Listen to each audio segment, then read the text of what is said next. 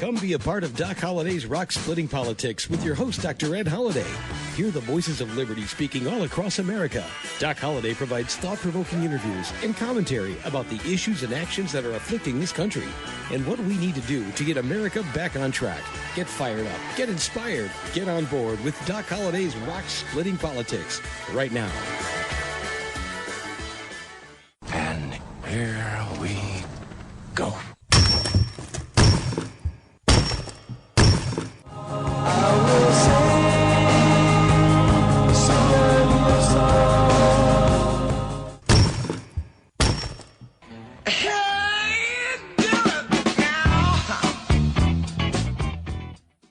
And once again, that's the sound of rock cracking, and you've got Doc Holliday's Rock Splitting Politics. I'm your host, Dr. Ed Holliday.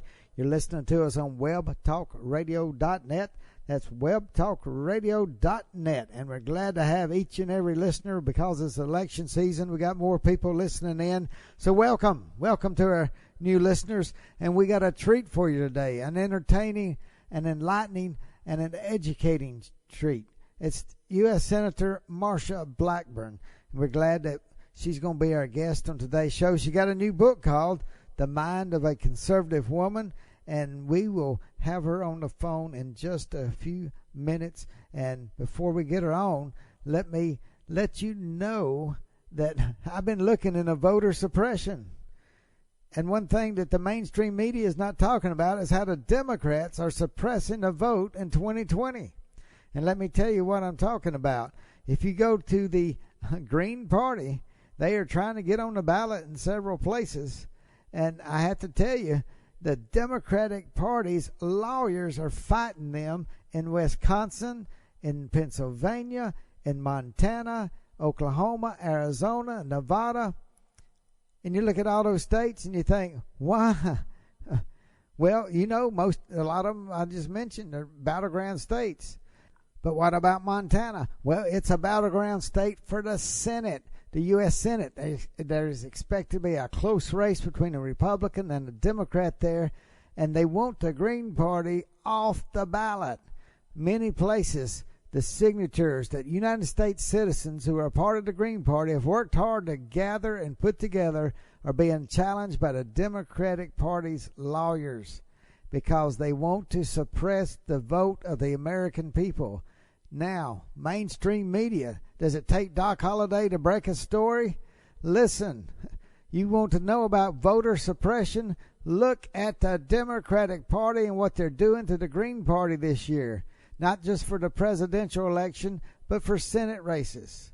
It is a disgrace that the Democratic Party is suppressing the vote, even looking at Kanye West. What do you think about Kanye West struggling to get names, to get his name on the ballot in different states? And what happens? The Democratic Party comes and contests the names and tries to get him off the ballot. That is voter suppression, and it's by the Democratic Party. They don't want American citizens to have a right to put who they want to on the ballot. So where is the mainstream media on this? Well, I don't hold your breath for them to come and look into it and tell you about it. But I'm glad you're listening to Doc Holliday's Rock Splitting Politics. And we are going to get Marsha Blackburn on the line, the U.S. Senator from the great state of Tennessee. And she had a great speech at the Republican National Convention. And at the end of the show, I think what we'll do is I'm going to just play that speech. It's about 4 minutes, so we'll end up the show with her speech. But let's get her on the line right now. Well, Senator Marsha Blackburn, welcome to Doc Holliday's Rock Splitting Politics. Well, thank you. I'm delighted to join you today. Thank you so much. Well, Senator, I feel like I have a lot in common with you. I want all our listeners to know. I know you grew up in Mississippi, and we record our show from Tupelo, Mississippi. So when I read your book, I already felt like I had a lot in common with you, and from the 4-H club to growing up in Mississippi and going to school in Mississippi. So there's some connections that I have. But what amazes me is where you've just been like a bulldog. Now you're in the top powers of the U.S. Senate. And tell me a little bit about your journey. Oh, absolutely. And as you said, I did grow up in Laurel, Mississippi, and I am a Bulldog. I went to school at Mississippi State University, and while I was there, I worked my college summers with a company out of Nashville, the Southwestern Company, and I sold books door to door. And indeed, they did not recruit women in the 70s when I went to work with them. I had to talk them into recruiting me. But the company and working those summers had a profound effect on me and on what I learned about handling an organization and working with people. You learn so much working door to door. And my husband is from Texas. He also worked with the Southwestern Company. And we made our home and reared our children right here outside of Nashville, and I've served in the state Senate in Tennessee. I've served in the U.S. House representing Tennessee's 7th Congressional District, and now I represent Tennessee in the U.S. Senate. That is quite a journey, and I just want our listeners to understand that, and I wish we had a chance to go into each detail, but what really fascinates me in your book and in your journey to the United States Senate is the fact that you won't take no for an answer. And you're talking about selling books door to door. You obviously had to knock on doors to get elected. And so how would you tell our listeners about your experience knocking on doors, meeting people, meeting strangers, not knowing who's going to open that door, and what you do in politics? Well, one of the things that I've learned is that persistence counts. And as I talk about in the book, the mainstream media really looks down on conservative women. If you are a conservative woman, if you are pro-life, pro-family, pro-business, pro-military, and if you say, I don't believe that we need to have the quote-unquote liberal women's agenda running the show, then I think that this is a book that women will want to read.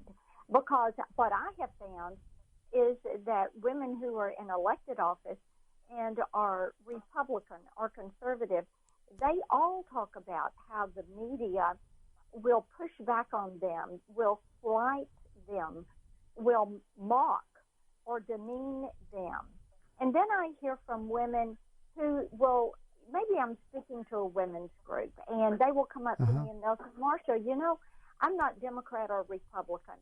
I'm independent. I look at the candidate, I look at the issue, and I decide where I am. And when I say, well, tell me what's important to you, what they will say is, well, I want government out of my way, off my back, out of my pocketbook. I don't want them interfering in my life. I want fairness, equality, and justice in the system. We are a nation of laws. I want everybody to abide by the rule of law and the Constitution. And I want opportunity for my children so they can have their version of the American dream. Now, that's the kind of thing that women will say. And you know what, Ed? That is a conservative agenda, a conservative mind spot. But most people need a landing pad for their beliefs. They think that they just need to be able to articulate that. Well, and Senator, unpack that a little bit. I think that's a very interesting point. You said they need a landing pad. Now, what are you talking about, that landing pad for your beliefs?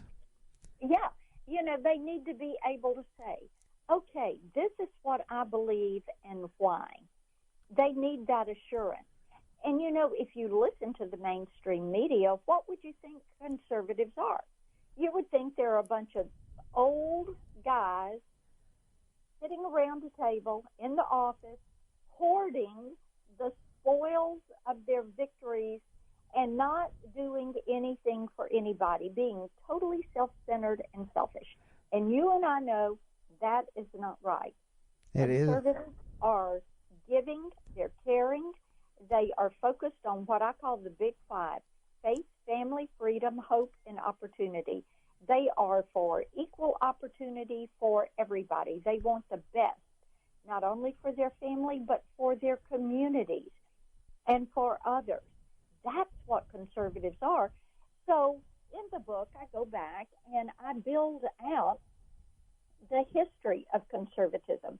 We go back to our Judeo-Christian ethic and basis and look at how we got federalism from the 12 tribes of Israel, and then look at the lessons of Athens and London and Philadelphia and Washington, D.C., and come to modern-day conservatism through the writings of de Tocqueville and Burke, and looking at the French Revolution and William F. Buckley and Russell Kirk, and then looking at Reagan and Thatcher and saying, this is what we are, this is what we believe, and that gives a good, firm foundation for people who are wanting to say, this is where I stand when it comes to public policy or political issues. And I even put a reading list, and I put some guidelines, how to talk to your friends and coworkers and family about issues like life and taxes and immigration and defense. And it is education. It is a guidebook. It is a defense of women in the public sphere who say, I'm a conservative. Well, Senator Blackburn, I'm so glad you summed that up. I was going to tell our listeners, of course, the title of your book is The Mind of a Conservative Woman Seeking the Best for Family and Country.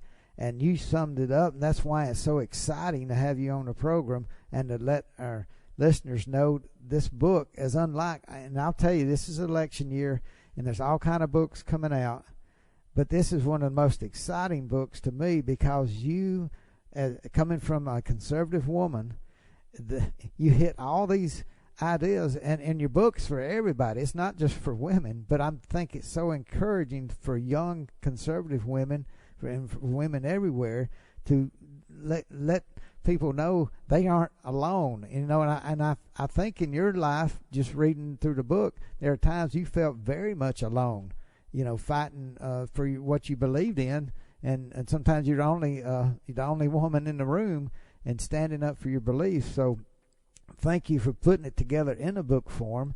And one of the things there's two things that of course, the mainstream media in this election year coming up, you know, in just a few weeks, a big election, and they believe college-educated suburban women are going to vote for Joe Biden.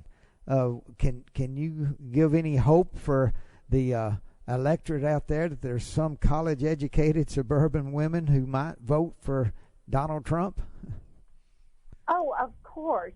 And, you know, when you look at the polling, and look at what the number one issue with women is right now. It is safety and security, law and order.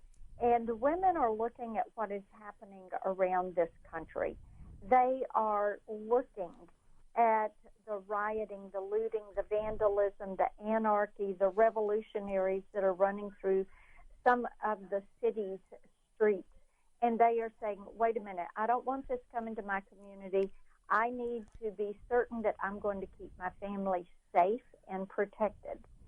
Now, when you look at any of the polling on who is buying firearms, handgun sales, the number one demographic buying handgun sales are suburban women. Absolutely.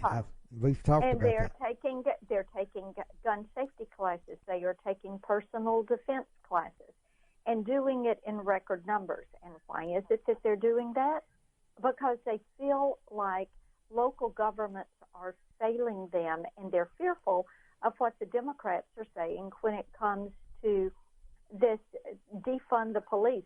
And, you know, when I spoke at the RNC last week, I recognized our law enforcement officers and thanked them. And because it was astounding to me that the Democrats went through the entire week of their convention. They never said thank you to law enforcement and first responders and the military. What did they do? They talked about defunding ICE, are abolishing ICE and defunding the police and underfunding the military. And that is no way to say thank you for the work that they are doing to protect us in our communities, to keep our nation safe, to keep our borders secure. And Senator Blackburn, thank you so much. I did see your speech on in the Republican National Convention. It is absolutely wonderful, and thank you for saying thank you for those who protect us. Now, last month we had Newt Gingrich on the show, and I see he did a foreword in your book and did a very good one. But we were talking with Newt about almost like a slingshot election coming. It was so important. The liberal and the socialist side, they realize if Trump gets reelected, then they are in a bad shape coming to the Supreme Court. And the same way, if Trump does not get reelected, the conservatives will be dealt a huge blow. So there's so much riding on this election, and I'm sure we're going to see a lot of you think you've seen everything. You can't expect anything other than riots and looting and everything in the streets. You think you've seen it all, but I know there's going to be some things probably we hadn't thought about that's going to happen between now and the election. But how do you feel about this election coming up when you're in the Senate where you have colleagues from all over the country? What do you feel, and do you feel like the Republicans will be able to keep the majority in the Senate? Well, wait just a minute, Senator Blackburn, before you jump into that answer, and I want to hear it, and I know the audience wants to hear it, but let me stop and remind our audience you're listening to Doc Holliday's Rock Splitting Politics. We're talking to U.S. Senator Marsha Blackburn, and we are going to ask her about the 2020 election. She's just about to give us an answer, but let me remind everybody that she has a new book called The Mind of Conservative Woman, and you can get that book. We got a link to it on our web page right here on Web Talk Radio. And also remember that Doc Holliday has a book I've written with Dr. Alveda King, Dr. Alex McFarland, called Bedrock Truths. You can get that book by clicking on the front cover, the picture of the book right there on our web page here on Web Talk Radio, or you can go to www.docholliday.org, and that's Holiday with 2 L's in it. So now let's get back to Senator Blackburn, and I want to hear your answer about these 2020 elections. Oh, I do indeed. Actually, I'm chairing the Targeted State Victory Fund. Oh, great. And Roger Wicker, who is with you right there in Tupelo. Absolutely. He has been helpful in that process. But all the contested states, the targeted states, we are focused in raising money for those campaigns. Now, I am looking at all of these races, and I think that we're in much better shape than the mainstream media would like to say that we are. Our polling is good. Our candidates are in good shape. Indeed, when you look at New Mexico and Michigan, when you look at what is transpiring in Alabama, you know, we've got pickup opportunities, and so we are going to pick up some seats. Wow. I mean, that's encouraging. And yes, it is. And be sure to... And, you know, I have to tell you, when you look at some of the great candidates that are running in the House, and last week there were some of the candidates that spoke at the RNC, and they are bringing forward issues. They are out there running.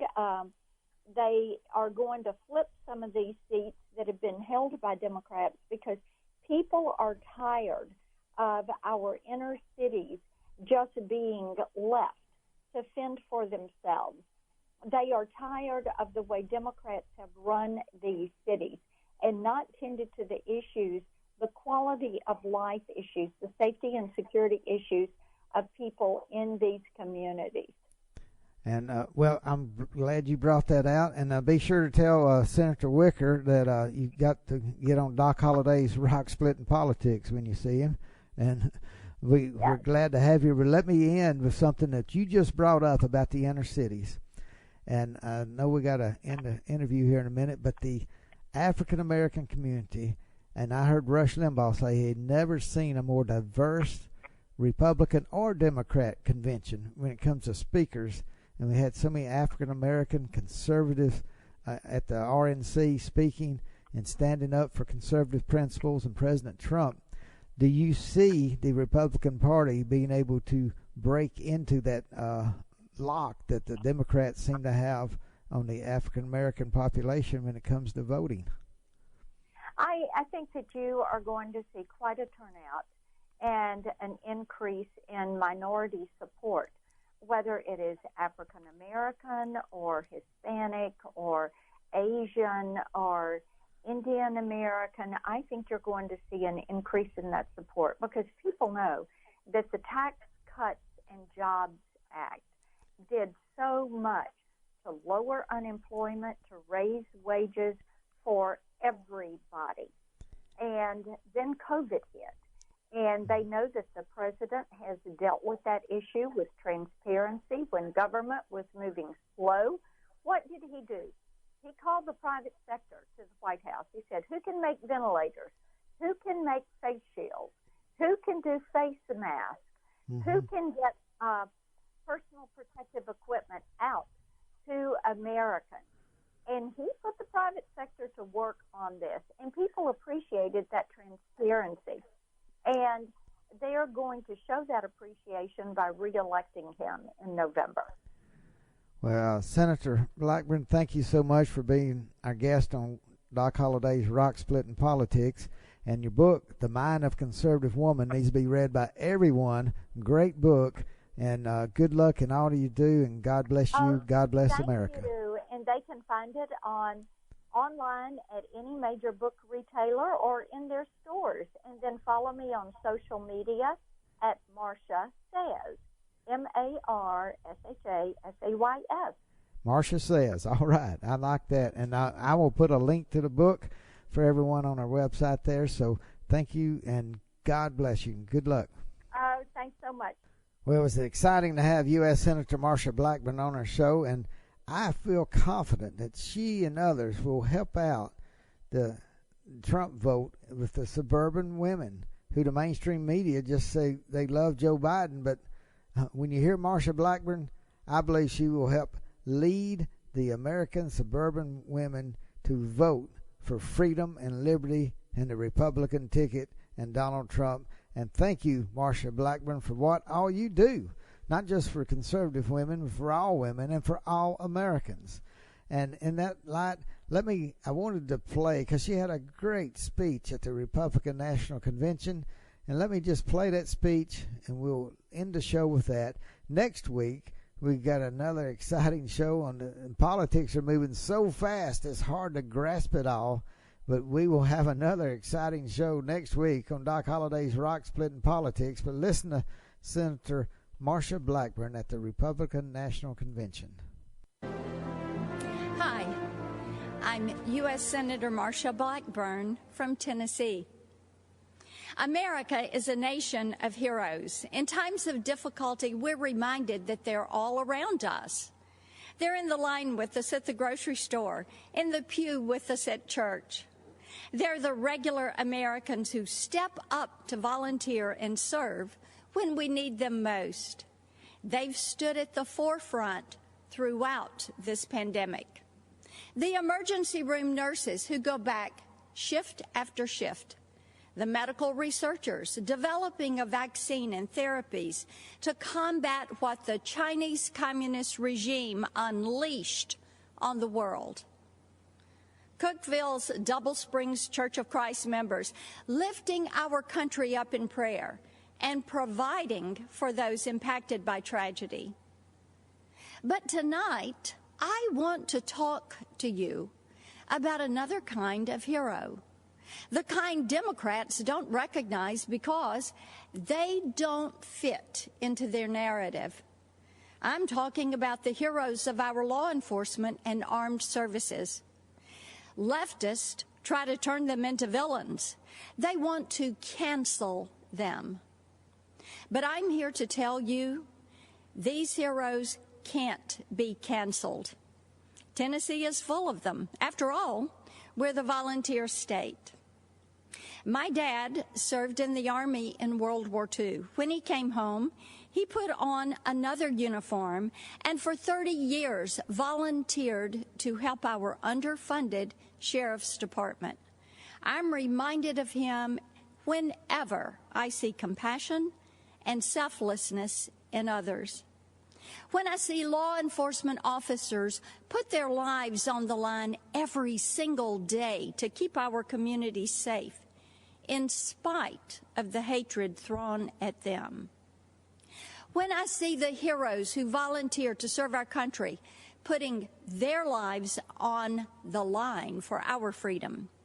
Many of these heroes call Tennessee home, and we could not be more proud of the brave men and women of the 101st Airborne Division at Fort Campbell. The common thread between them is a deep-seated desire to serve a cause larger than themselves. They don't believe their country owes them anything. They believe they owe their country and their fellow man. As hard as Democrats try, they can't cancel our heroes. They can't contest their bravery, and they can't dismiss the powerful sense of service that lives deep in their souls. So, they try to defund them, our military, our police, even ICE, to take away their tools to keep us safe. Joe Biden, Kamala Harris, and their radical allies try to destroy these heroes because if there are no heroes to inspire us, government can control us. They close our churches, but keep the liquor stores and abortion clinics open. They say we can't gather in community groups, but encourage protest, riots, and looting in the streets. If the Democrats had their way, they would keep you locked in your house until you become dependent on the government for everything. That sounds a lot like communist China to me. Maybe that's why Joe Biden is so soft on them. Why Nancy Pelosi says that China would prefer Joe Biden. Yep, I bet they would. But President Trump has stood up for our heroes every day. He stood by our law enforcement, our military, and the freedoms we hold dear. He's made good on his promise to put America first. And I hope you will stand with me as we send him back for 4 more years with a clear message to the Democrats. You will never cancel our heroes. And that, my friends, is why the American suburban women are going to get behind the Republican ticket and Donald J. Trump. People like U.S. Senator Marsha Blackburn. It's been great to have her on our show today. It's been great for you to listen to us, and we appreciate you, and we appreciate you letting your friends and neighbors know about Doc Holliday's Rock Splitting Politics. And please get this link out to any of the suburban women who are having difficulty knowing which way to vote. It's hard to understand, but the way it is in America right now, for whatever reason, we have to convince more people to vote for liberty and freedom. The liberties that we hold dear are very, very much in jeopardy.